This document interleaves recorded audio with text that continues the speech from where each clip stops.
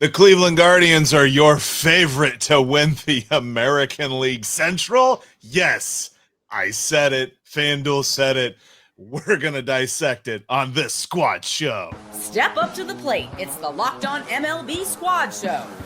From the Dodgers to the Astros, the Mets to the Rangers, and everyone else in the league, with the experts of the Locked On Podcast Network bringing you the most comprehensive breakdown of all the action around the horn.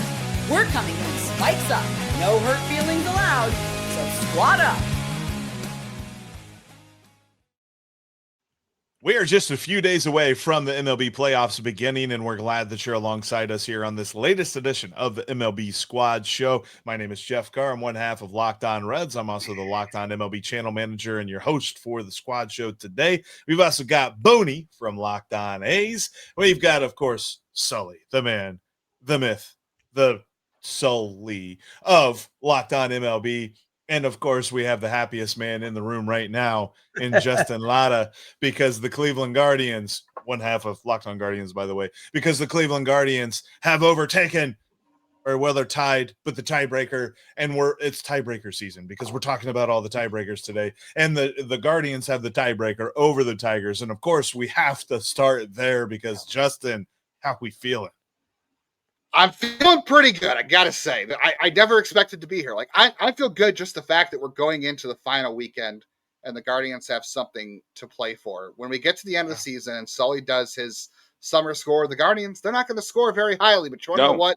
It has been the best month of baseball I can remember in the regular season since 2017. The Guardians almost wired a wire last year to win the division, very close to it. But this run has been very reminiscent of 2017 when they won 22 in a row. I mean, they're 17-3 in their last 20 games. The same team that lost 10 in a row earlier this season. I declared them dead at least twice. After the 10-game losing streak, I declared them dead when their closer, who I will not speak of, got not suspended. He's on the he's not disciplined. He's not disciplined, but he's getting paid. I haven't felt this good since then.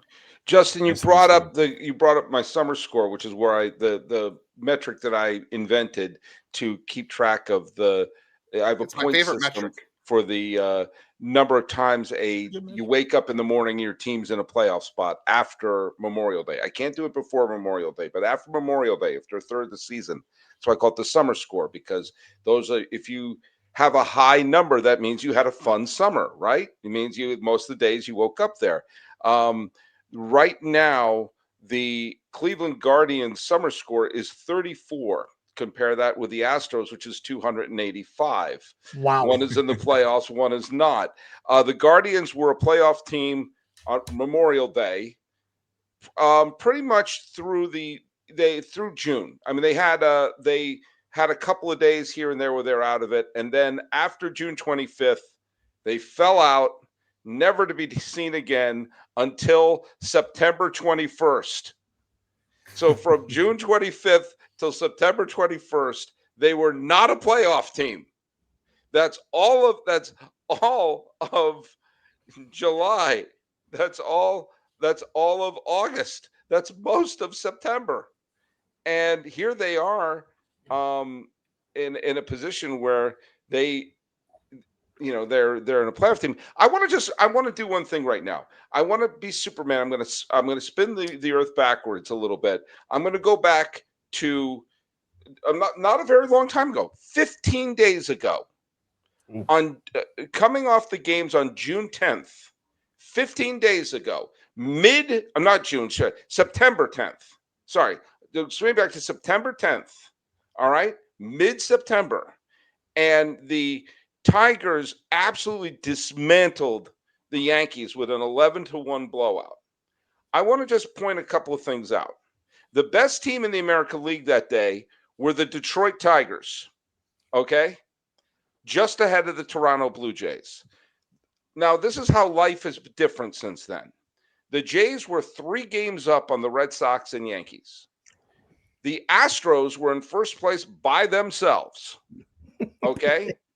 And the Detroit Tigers had 15 days ago, had a 9.5 game lead. It's so wild. 9.5. That's as many games as Mickey Rourke and Kim Basinger had weeks together. 9.5.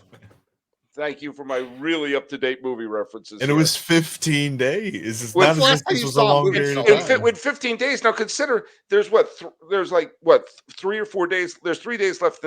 So let's just round it up. You're up 9.5 with approximately with less than 20 to play.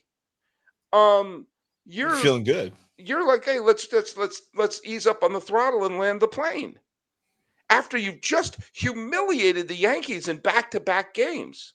I mean, the Tigers were walking the walk. They were thinking like, hey, they were going to honor the late Chet Lemon and say, hey, it's 1984 all over again. But instead, it's 1984 as in Orwell for the Tiger fans, because this has become a bureaucratic nightmare that they have fallen apart. Even though they won today, and you got to give them credit for at least getting out of Dodge with something. Who thought when Ramirez hit that double in the 8th inning, I thought, here we go. But Tarek Skubal, who is probably going to win the Cy Young Award, although the fact that he came up so small and Crochet came up so big down the stretch has got to get something. Skubal had all of the toughness of Don Knotts on the mound the other day, and at one point he panicked and kind of tried to throw the ball like a long snapper through his legs. Did you see that play? Yeah, that was absolutely trying for the Detroit surreal. Lions. And yeah. we're at a position in 15 days. It went from the best record in the American League and a 9.5 game lead on Cleveland, who, by the way, that day, did they win that day? No, they lost. Cleveland lost to Kansas City that day, who were breathing down Cleveland's neck at that point. Kansas City was only a half game behind Cleveland at that point. Oh my God. They were now contenders. Cleveland, the Guardians are contenders. But Cleveland now may get a bye. Yeah. I just want to get in, Sully. I just want to get in, okay? I just want a ticket to October. I don't care where they play. I don't care who they play. I just want a ticket. Well, good for you. Well, you should use Game Time. I Last do. minute tickets to I'm a those company guys. man. Yes. I'm a company man. Company man. Yeah. I think you got to adjust your summer score, Sully. I think you got to start giving negative points to people who are out of a playoff spot. Not how it works. It's not how it works. If the Guardians had negative points, they would have the most dramatic comeback in your system to be in from the negative. They still have a negative run differential, by the way. They still have a negative run differential. There's certainly people who have like one summer score, or is it two? Maybe it's no, because they had off day on Monday. The Rockies would be in the hole for the next 6 years. Well, the lowest summer score is Arizona with 4. Lowest summer score is Kansas City with 3, Arizona with 4, and Texas with 5. Okay. By the way, Minnesota has a score of 20. Just so you know. Yeah. Well, they had 13 in a row earlier this year. Yeah, they had a good section there, and the Cardinals and the Giants one both win for every player they traded. Nice.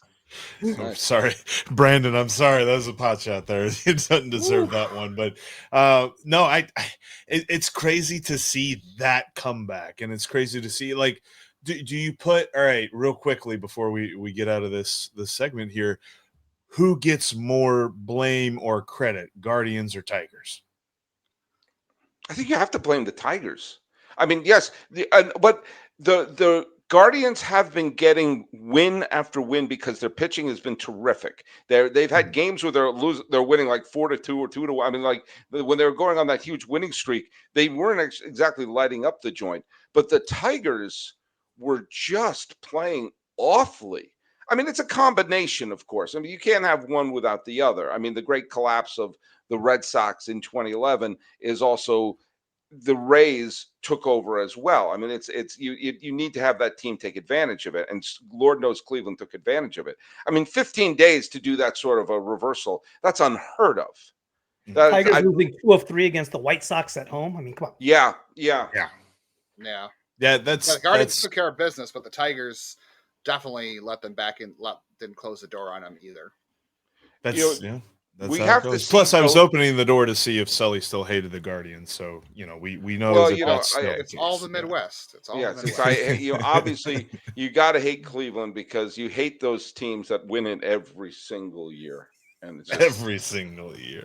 Well, I know this. Like, there's definitely a lot of spots that are kind of spoken for. And I know we mentioned that the Blue Jays and the Yankees, as far as the division goes, they're still neck and neck. And then you've got the last wild card spot in the National League that I feel like we've talked about a whole bunch because of the Mets. And that is an easy answer of, yeah, it's the Mets' fault. It's not credit to the Reds or the Diamondbacks for coming back in that race. But who is the most vulnerable as we head into October? Because I think there's a lot of different answers, a lot of different ways that we could go with that. So we're going to go that way next. What do you get when you have a bald eagle standing on top of a silverback gorilla riding a T-Rex? Confidence, pure confidence. If you're looking for something beyond the usual pill, it's time to meet Rugiet Go Long. That's exactly where Rugiet Go Long comes in. This isn't just another ED pill. It's a total game changer for confidence. Go Long combines 2 doctor-trusted medications in one dual-action formula so you can get hard and go the distance. The effects can last up to 36 hours. That's confidence all day, all night, and even into the next day. Ready to level up your confidence in the bedroom? Head to rugiet.com and use promo code LOCKEDONMLB for 15% off your first order. That's rugiet.com and the promo code LOCKEDONMLB. Make sure to use our code so they know that we sent you.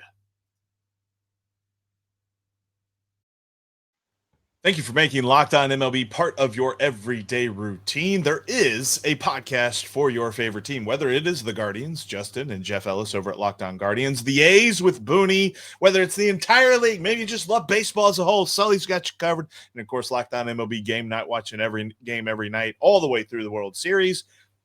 And the Reds, too. Maybe you just really were a big fan of Noelvi Marte doing his best Glenn Braggs impersonation, albeit not in the World Series. But that was an amazing catch that Noelvi Marte. I just had to put that in there. I'm going to talk a lot about that on, the Locked On Reds show. So I'm not. By the way, Jeff, Glenn Braggs was a guest on the old Sully Baseball podcast. So I called Glenn Braggs friend of the podcast. Sorry, Booney. He was part of the Reds team that beat the A's. But what are you going to do? 91. It's because if you know ball, well, Sully knows ball, period, plain and simple. So, being that we know ball here on the Squad Show, there's definitely a couple of teams that are coming into this playoffs really hungry, maybe questioning some things.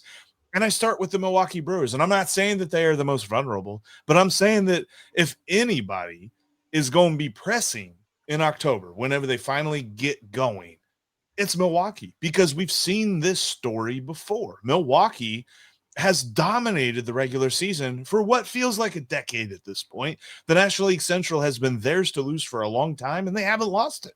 They have absolutely dominated this division. And here we are again. They are now the number 1 seed in the National League. And it just feels like, to me, until they advance and until they show that the playoffs can be had for them, I kind of don't buy them. I'll tell you where I'm going to push back a little bit. Several times they've won the division, it's been because the Central has not been that strong. Now, I'm not saying every time, and there have been a couple of years in 2021 they were an excellent and legit potential pennant contender. They were upset by Atlanta. But there have been years where they were, someone's got to come out of the Central, and they were a good team in a division without a powerhouse. And sorry, no offense, Jeff. No, I've watched it closely. You're absolutely. This team's a 96-win team. They're probably going to wind up with the best record in the history of the franchise. And I think when I watch this team, there's something about this, and I've made this comparison before, and I'll bring it again. Right. Yes, I know they haven't been as dominant down the stretch, but it's also like, you know what? They're going to wind up probably with 97, 98 wins. And they also, the thing that makes them dangerous, I made the comparison to the 2015 Kansas City Royals, is that they're not leaning on one star player. They've got a lot of solid hitters and fielders up and down the lineup. They have a good, they don't have to rely on Mizorowski. They know they have Peralta. They know they have Priest. They know they have good pitchers on there. They know they have a pretty good bullpen with a little bit of depth, and they play great defense. And I think that they don't make mistakes. They don't play dumb. It's what the Royals did in 2015, where again they didn't have a superstar. They just had very good players like Gordon, Moustakas, and Kane and Perez. They were all good players. Just none of them were the MVP superstars, but they had answers everywhere, and they had answers in the rotation. They had and of course they had a dominant bullpen, but they also went first to third. They also stole a bunch of bases. They put their defense on their heels, and they played good defense. And I look at this Milwaukee team, and I don't see a team that's going to make mistakes. Mm-hmm. I see the Dodgers as a team that's capable of making mistakes. I see the Phillies as a team. Gun to my head, and please don't put one there. If I'm going to pick a World Series champion, I'm sticking with my preseason pick, which is the Philadelphia Phillies. But you'll have to beat the Brewers. The Brewers won't beat themselves. And for that reason, I'm out.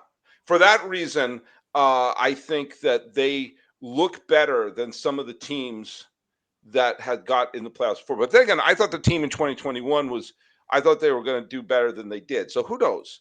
But I do like this team better than previous Milwaukee teams, and they're going to have the top seed. So it's not going to be someone need to come out of the Central. They've been really good. They've been dominant since pretty much the middle of June, mid to late June. They've been unstoppable, and I think that I would not want to face them. All I took away from that is Sully was just finding a new way to hate on the Midwest. He's hating the Central once again, saying so good Midwest. That's all I took out of your entire rant. Sully, no, I also picked the Phillies to win the World Series preseason as well, and I think they're under a ton of pressure, to be honest with you, because I know that clinching a bye. Zach Wheeler, no Zach Wheeler. Kyle Schwarber's a free agent at the end of the year. They've got a lot of weird tension going on with Nick Castellanos. I know they've had their players playing better than him recently. Like Trey Turner's coming off an injury, if I'm not mistaken. Like I know Luzardo and Sanchez are great, and they traded for Duran, but this team, I don't want to say, I hate saying windows because I don't think windows ever exist because you think it's open and then all of a sudden it closes and then it opens when you think it's not. But this is a team with a weird age and a weird free agent situation where I think they're under a lot of pressure to get it done this October. So I think they're going to be under a lot of pressure. I think the Yankees are always under a lot of pressure in the playoffs too. I think because they just have it. Everyone expects them to win every year, and they never do. What's the last one? 09 or 08, I think was the last one. 09, yeah. So I think they're under pressure. And, the Guardians, they're playing with house money. If they get in, nobody expecting them to be there. So, same with Milwaukee. I think the Manager of the Year award is a silly award sometimes, and you don't often see two managers win it in back-to-back years. But, given where the Guardians and Brewers were this year and what they came into with, I think both those guys are winning Manager of the Year because the expectations changed in the offseason and during the season. So they should be playing a little bit freer and easier, like Sully said, especially the Brewers. Manager of the Year should be renamed Manager of the Team You Didn't Expect to Contend. Yes. Because how do you quantify that? You always just give it to the guy you think is the team that's going to suck coming into the year. At the end of the day, it still comes down to the Dodgers. And when you got Yamamoto, Snell, and Glasnow leading three pitchers that could lead any rotation right now, I like the Phillies. Without Wheeler, it's tough. And, hey, their lineup's not too bad either.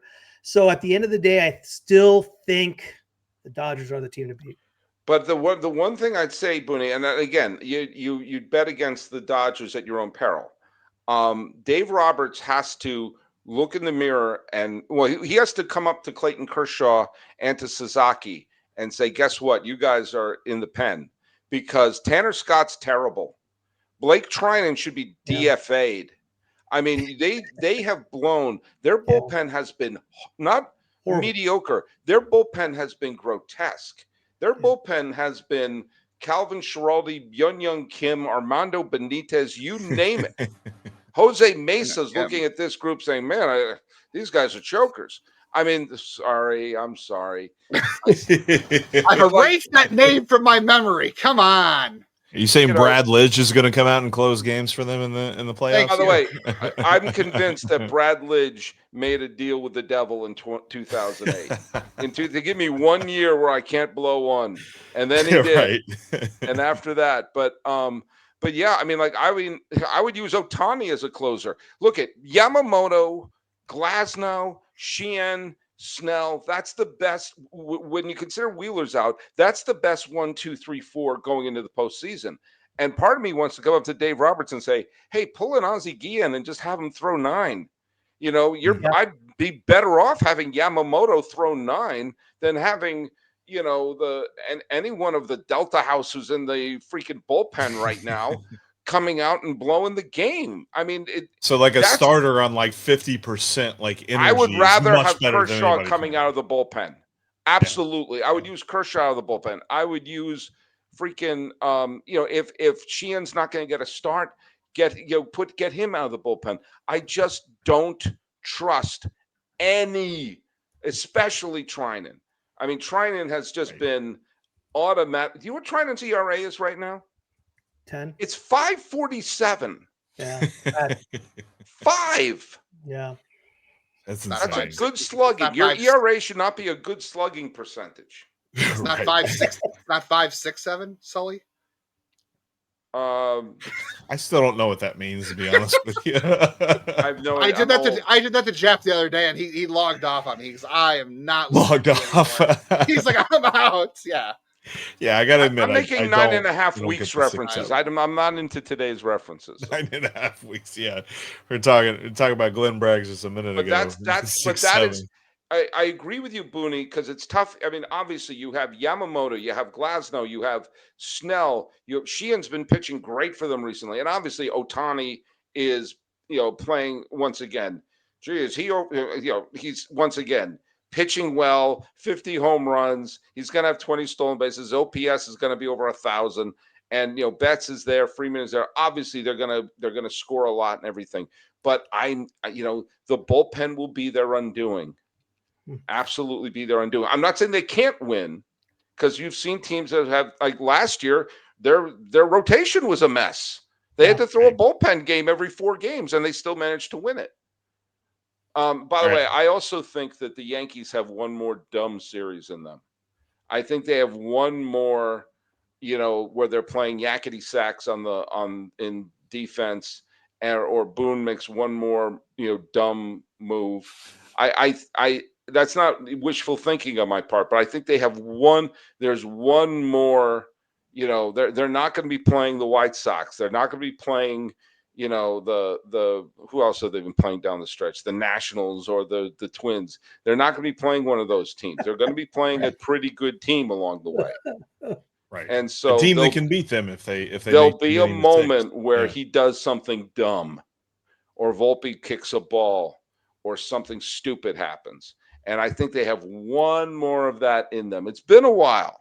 It's been a while since they've had a dumb series. I guess they had their lunch stolen from them by Detroit, but I mean a dumb, like, wait a minute, did he threw to the wrong base, or like someone just curled up and fell asleep at second base and put their head on the bag, something silly like that.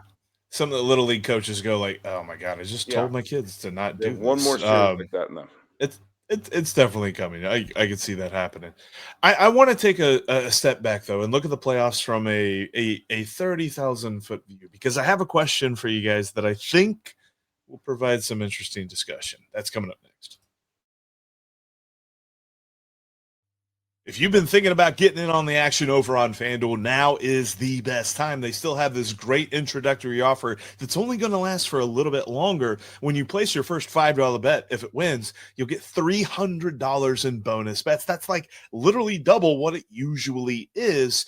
And of course, there's plenty of Major League Baseball lines to put that on, including who's going to win the AL Central. Because as we know, the Guardians have taken over. And at least according to FanDuel, the Guardians are favored. They are minus 215 to win the AL Central. Right now, the Tigers are at plus 172.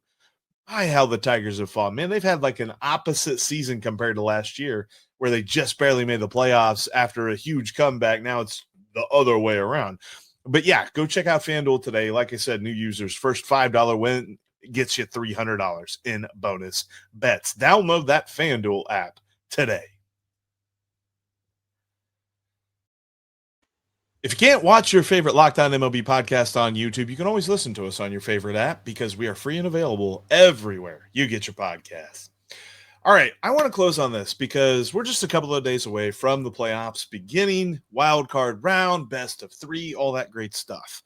And this is actually a little bit prompted by something that Justin said the other day to me. And I want to ask everybody here, and Justin, I'm curious as to your long-form thoughts on this as well, because are there too many playoff teams?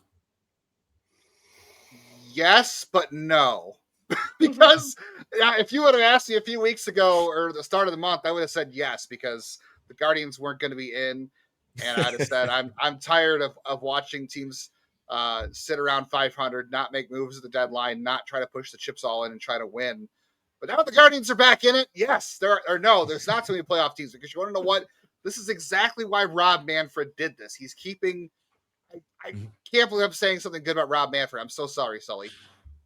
But this is keeping different cities in it. Like, this is the way you balance it out, right? Like, until there is a decision on financials, until you can force certain owners to spend certain money, or you do something with the TV contracts or the salary cap, whatever it is. I don't have the answers. That's why I'm not Rob Manfred, apparently. Until you have that resolution, the best way to combat the financial differences is more playoff teams. You have teams like the Reds, like the Guardians. I want to say the Pirates, but it seems like even extra playoff spots don't help they're them. way out. Yeah, they're way out. No, not now. I'm just saying ever in general. That's the way you do it. So I got to say, like, you're keeping more cities, more fan bases involved. As much as I hate what it does to the trade deadline and encourages a little more mediocrity, I see more fan bases getting excited in September, and that's what you need. That's what you want, ultimately. I mean, Arizona dealt Eugenio Suarez, and they're still in it. It's crazy. Yeah. Well, that's because nobody in the NL wants to win. Like, in the NL, it's very hard. It's very tough at the top, but it's easier to get it at the bottom. Whereas the American League, it's easier to get it at the top, but it's very hard to sneak in the last spot. Well, I agree with you. I think one of the I've learned to stop fighting when they make changes to the playoffs, because I've grumbled about in the past and I've always been proven wrong. I think that it's the answer to the old, it's the same teams every year. So, well, it physically can't be, because we've cast a wide net. The thing that's made for the American League is that there's literally no way to pick a favorite in the American League right now. It's just going to be who's going to have 2 decent weeks. That's really it. The Yankees could run the table, or they could play stupidly, especially if they have to play in the wild card series. Let's say they play Boston, and Boston throws Garrett Crochet, who is unstoppable. And if I were the Yankees, I would not throw Fried in game 1. I would throw Rodon in game 1, because maybe you get lucky and if you face, you beat Crochet, but if it comes down to you're down 1-0, then it's just, okay, the other team just has to split. Or I could just as easily see the Yankees in the World Series. Same thing for every other team. We've seen instances of teams that stumble and bumble and grumble into the playoffs and suddenly go on a rampage. The Cardinals in 2006 went and limped into the playoffs, or even the Yankees in 2000 limped into the playoffs, and both of those teams went on to win the World Series. So, to have all of these fan bases, especially in the American League right now, thinking not only we can punch the ticket, but we can actually make it there's a path to the World Series that isn't banana boats like the Diamondbacks in 2023, which was just bizarre, but this a legit path. Every team I mentioned has a good streak in them. You could see the Toronto Blue Jays, who have been, spiraling, the proverbial spider in the toilet, but you could see them going hey, we're in, let's relax. boom, though Frankie goes to Hollywood and say, relax, don't do it, and find themselves going to, that's possible. And that makes it exciting for these fan bases. I wouldn't mind seeing shortening the regular season if we have this many. I've been advocating for years ending the regular season on Labor Day and having the playoffs start in September, and have baseball not competing with football in the best month of the season, but get August to be the great pennant race, and and then have the playoffs in September. So we're not going like, oh, the World Series is going on during Thanksgiving dinner, and so I'm you're not gonna find a bigger baseball fan than me, but I'm all for, if it's like a 140 game season or something like that. I'm your pal Sully is listening. But I think it's working, for just to get people's interest, that generations of kids can start to get interested in them. I teach at a high school in Pasadena, and all these kids are walking around with Dodgers jerseys. Yeah. Now, granted, the Dodgers are one of the best teams, one of the most popular teams, but I'm seeing young people watching baseball. And if that's happening across the country, remind me why that's bad. Or hear me out. You shorten the season and you don't start until late April, early May, because people like us here in Cleveland have to sit through 35-degree home openers, and the fans sell out for that, and they don't show up again until this past week, which has literally been true most of the year. Yeah, I agree with you guys. I mean, I think the wild card format right now, and first of all, with the absolute chaos that it causes and the excitement down the stretch. Also, I mean, for teams that are out of it, like the A's, I mean, 12 of our last 15 games have been meaningful games, have been against teams that are in the playoff hunt, rather than just meaningless games down the stretch for a team that's out of it. So, I think it's a win-win for everybody. I am intrigued to see exactly how this plays out, because we were talking a lot about the Dodgers bullpen and stuff. If the Mets are able to make it in, you're going to have the Mets Dodgers, and then whoever takes their starter out first is just like spin the roulette wheel. Let's see what happens, because the Mets bullpen is even worse than the Dodgers. So that's going to be crazy. What you're saying is the Dodgers need Rougiet. What I'm saying is the Reds need to make it. And that's where we're going to end today's squad show. Thank you so much for checking out today's Locked On MLB Squad. We will be with you back again as the playoffs get going. We'll be talking about wild card baseball next week. It's crazy. This year has just absolutely flown by.